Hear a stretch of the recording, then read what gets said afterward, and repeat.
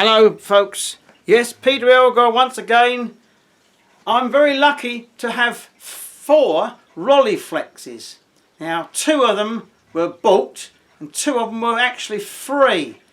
Now I'm going to give you a little rundown on the differences, and I'm going to do it in my own inimitable style, which is not terribly slick, I'm afraid, compared with what you see on many other videos on YouTube with all graphics and music and stuff like that. I'm going to do the old-fashioned British way, which is hopefully entertaining and a bit instructional. Well, the first one I was given was this one, and my researcher said it came out in 1956 to 1959. This is the Rolleiflex 2.8 Zenithal lens, and it's a model E. What they say on my sheet of paper here, it's a 2.8E, and according to the introduction, into the number on it, it was 1956 to 1959. This belonged to a local press photographer who then gave it or sold it to a gentleman who's since died, and it's passed on to me by his widow. But unfortunately, the taking lens here is scratched. He never looked after it. But the differences are with this old one, it's that it will take a 35mm attachment on the back of the camera inside with masks and things. And I was given by a camera club member such an attachment, which is here.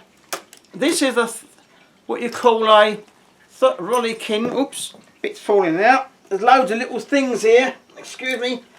Loads of little masks which fit in the back, and a counter, and a little thing which goes in the film plane, and a spool which you fit into the film plane again.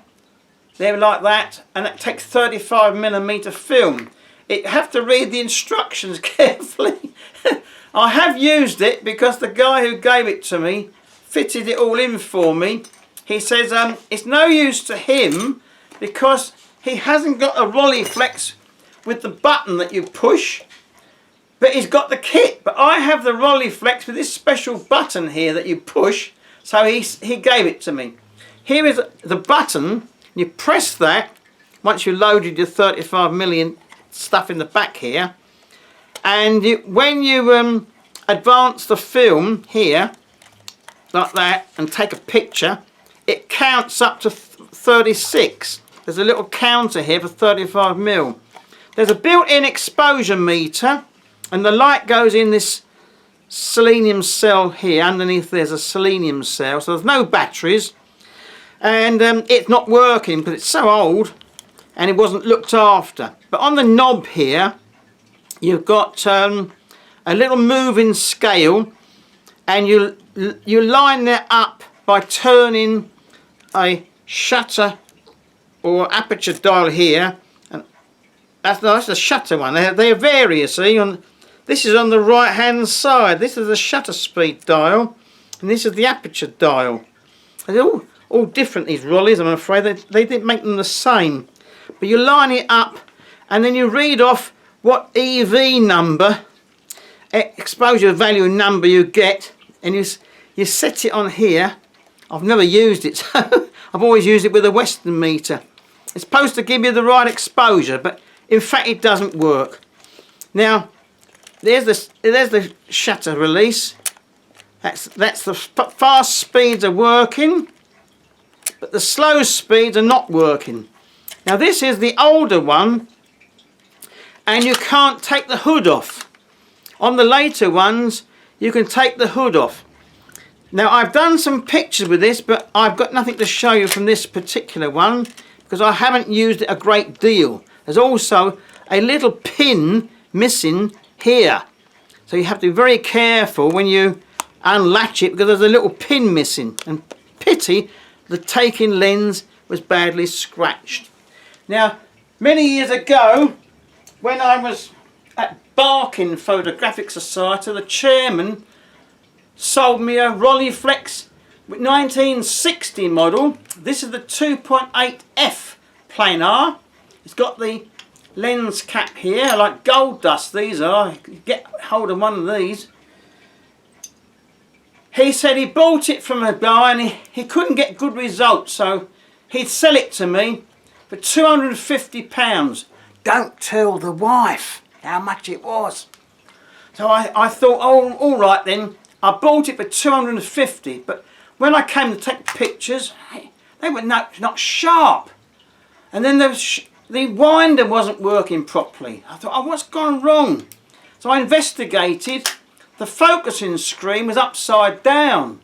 So I had to take it to London, and the Rolleiflex people in London, when they had an office, they done it all for 50 quid.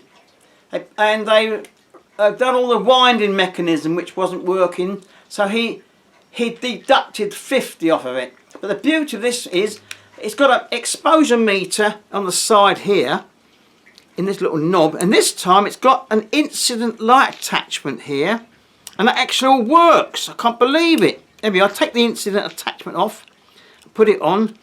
It all works. The selenium cell is extremely accurate, and I've done loads and loads of work with that. That's a planar lens and not scratched.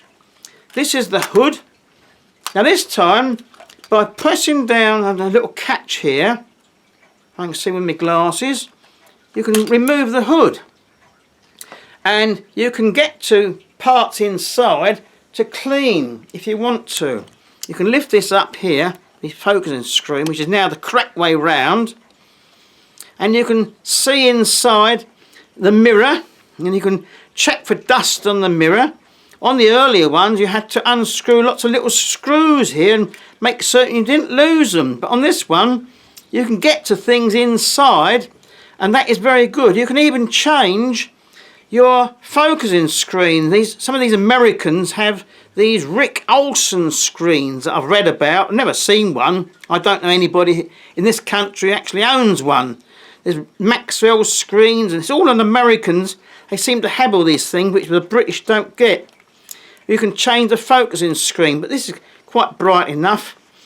And the beauty of that is you can fit on a pentaprism, which is the Rolleiflex pentaprism here, and then you can use it at eye level, and that slides on. That it was 10 quid from a gentleman who sold me another one later on. I'll show you. There we are.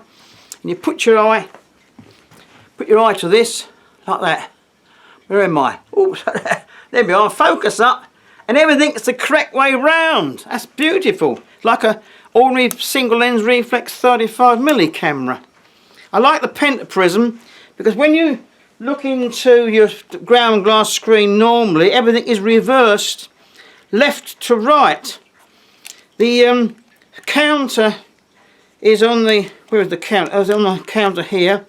When you load a film, it goes from 1 to 12. You can have a Rolleiflex model which is later than this, and you press a button and you can get 24 shots on it. But this is the 1960 version, and you can only get 12. It's flash synchronized, of course, at all shutter speeds, which I like for weddings. I can stick it on a 500th. Now you see here, the shutter speeds are on that dial, and the aperture's on this dial. Opposite way round to the 1956 one. You've got to remember which way round everything is. So you balance up the reading with a little needle here when it's bright enough light to do, and that will give you the right exposure. But what I've done all my pictures with incident light attachment. Now I'll show you some results from this Planar. I've had some very good exhibition pictures. Put them on the floor carefully. Don't want to drop anything because that gets expensive. Now this is a picture I took. It's not upside down, because that is a reflection in a river in Chelmsford in Essex. That was with the Rolleiflex Planar, and all the little details of all the struts in here is all resolved. Take the 5.6 on that lens. Now here's the one which is done on a Agfa paper, and that was done with the incident light reading and it's taken, it's in very poor light, F4, but it beautifully resolves everything. Now that's on Agfa paper, and I've got another one here done on Ilford multigrade glossy. The Agfa paper was luster surface. But when you look at the details, it's all resolved, all these little tiny details along there. Smashing, really good. I'm pleased with that lens. Here's a mounted one, which I've done. Now these are all on one roll of film. There's a cyclist coming through, all on one roll of film, and they're 16 by 12 prints. This was on the old Agfa film that I found in my fridge. This was it. It was dated 1991, July, Agfa Pan 100, and I did it in the famous Agfa Rodinal developer, which I've got here. It's 150 years old now, to Rodinal formula. Happy birthday to you, happy birthday dear Rodinal, happy birthday to you. My bottle also looks about 150 years old, a bit brown, but it still works. And it was amazing that result with Rodinal, diluted 1 to 50 with that Agfa Pan 100, which became APX 100. You can't get it now, it's all gone, I'm afraid. Now the next one is a Rolleiflex, which I was given by old camera club members since died. He got it from his son-in-law, who was a professional photographer, but ran off with a Hungarian model. So he left a load of his gear up in Yorkshire. So when the old gentleman went up to see his daughter, he got this Rolleiflex, and he had it for years. And so sometime he didn't appear at the camera club for a long time. So I rang him up and I said, Bart, why haven't you been to the camera club for a long time? He said, I haven't been very well. I don't think I'm long for this earth. I said, oh, don't say that, Bart. I said, but if you do go, put me down for your Rolleiflex. Oh, you old bugger, he says, you might as well come and collect it now. So that's what I did. I rushed over and I collected this lovely Rolleiflex, which again had to be serviced.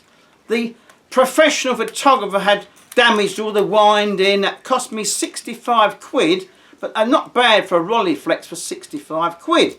Now this one, according to my bit of paper, is a 3.5 E2, no, E3 Planar from 1962. This has got a 3.5 Planar, and it's very, very sharp. I always thought they were fractionally sharper, these 3.5 ones, than the 2.8. Again, it's got the removable hood. You can slide it off. You can get inside to clean it all. Again, this one doesn't have a meter. You can have it with or without. This has got no meter, and it's got the magnifying glass that all Rollies have got. You push this.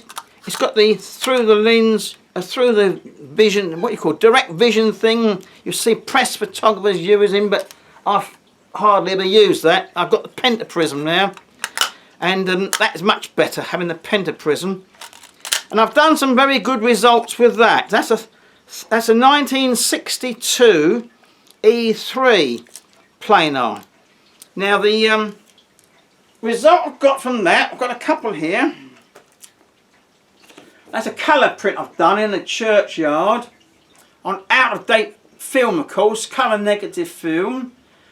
It was resolved, all the little tiny flowers here, and that was very sharp indeed. I'm always pleased with that. Here's one again with a lot of reflection. Now this, which way up is it? Oh, here we are. That's the correct way up. It's taken on XP2 400 film. This was printed, and it's on 16 by 12 paper. And there's a man walking along here, and you can see the trees, and in there you can see all the reflection. And that Planar has resolved all that, and it wasn't stopped down a great deal, only about 5.6. It's resolved all that. Now the last one I got was this 1969, this one. This is a 3.5F planar again, and this is later still. Now this one, according to my research, has a 6-element planar as opposed to 5-element planars. They're supposed to be sharper, but quite honestly, at the moment I can't see any difference. Now I got this from a gentleman who was a sort of millionaire, and he owned a load of properties in our town, and I did some black and white photography for him, which came to about 112 quid, I think. And he brought out these old cameras. He said, "Oh, I want to sell these." I didn't know he had Rolleiflexes. Oh dear, he got loads of stuff. So I said, "Oh crumbs." He said, "Yeah, there's this one here. Any good?" I said, "Yeah." He said, What will you give me for it?" I said, "I'll tell you what, I won't charge you for doing your photography, and you give me the camera." So he did. He gave me this camera and the pentaprism. So I got that for 112 quid. Don't tell the wife. Again, it's got the removable hood. And I can undo it. If it slides off, lovely. And I can use that with the pentaprism. It's got a size 2. If you want to fit anything, you've got to get bayonet size 2, which is like gold dust. I haven't got any lens hoods that fit this, I'm afraid. But you bayonet that on like that to look after the lens. Don't scratch it, because these are not made anymore. Like everything, the Rolleiflex company's all gone broke. All these technicians, I don't know what's happened to them all, but it's gone broke now. You won't get Rolleiflexes anymore. Now, how about loading the Rolleiflex? I'll see if I can show you how to load the Rolleiflex. Again, there's loads of videos on how to load a Rolleiflex, but I'm going to show you once again. Pull out the little knob here and put your film in. Now, the beauty of the Rolleiflex is automatic loading. What does it do? It feels the film inside the backing paper. Here we are. There's the film inside the backing paper stuck down. This is only a practice film. It's been stuck down about 10 times, but there's the actual film. The black bit is the backing paper. So what we're going to do, when we load it, the roller feels that bit of film, and click goes the number system on the back. So we'll see if we can load it, showing you this. What you've got to do with a Rolleiflex, you've got to load that by pushing that paper underneath the first roller. Not like the Rolly cord, when you don't have a second roller. You've got to push that backing paper underneath the first roller. I've done that. So you can see that. That's the one that feels when the film is coming through. Onto your take-up spool here. If I can wind it round. It's not easy doing it standing up. But I've done some weddings with this. Some work. I've got my money back on this over the years. There we are. Now you don't look for any numbers or anything. You just wind it through until it goes click. Lock it down, then wind it through until it stops winding. Go click, there we are.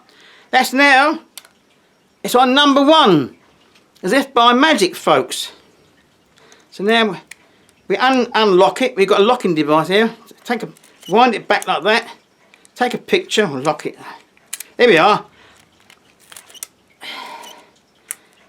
We're taking pictures on the roll now. There we are, and it's counting up the frames. There we are, very quiet indeed. How quiet that is. Beautiful. Flash synchronises at all speeds. The beauty of the Rolleiflex also is you can make a double exposure. There's a little thing here with a serrated edge.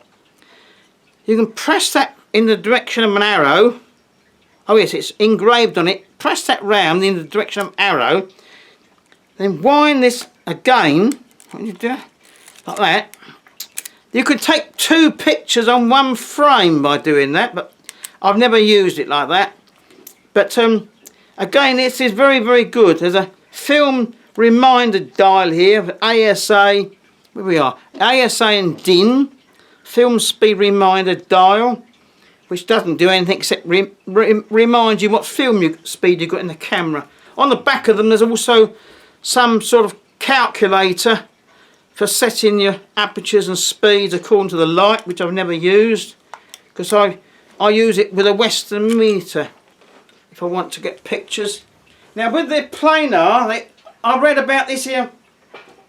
Oh, I took some pictures first of it. There's one picture I found taken with it, actually 1969.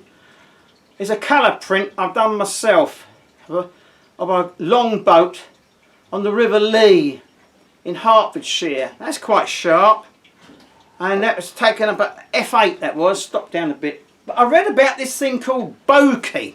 Now nobody in England knows what is bokeh. Only Americans and Japanese are on about bokeh. But I thought, well, I'll try and find out what is this bokeh business with the lens. So I went out and found some dewdrops on a plant on a back of the BT building in Brentwood, and I thought, oh, I'll try some out of focus effects to show bokeh. So there's an out of focus images of the diaphragm here. It's a load of little spots, but that is supposed to be the bokeh of the lens. And there's some in focus bits here at the top. And I don't worry about bokeh. I just enjoy using these wonderful old cameras, which are now all discontinued, but at least I've saved them from going to the dump, and it gives me great pleasure to use these wonderful pieces of engineering all with my out-of-date films and mess about with them in my darkroom, and I get great pleasure from it. So I hope I've given you a little insight to the famous Rolleiflex cameras. Thanks for watching. Please subscribe if you want to see any more of my videos in my own inimitable style.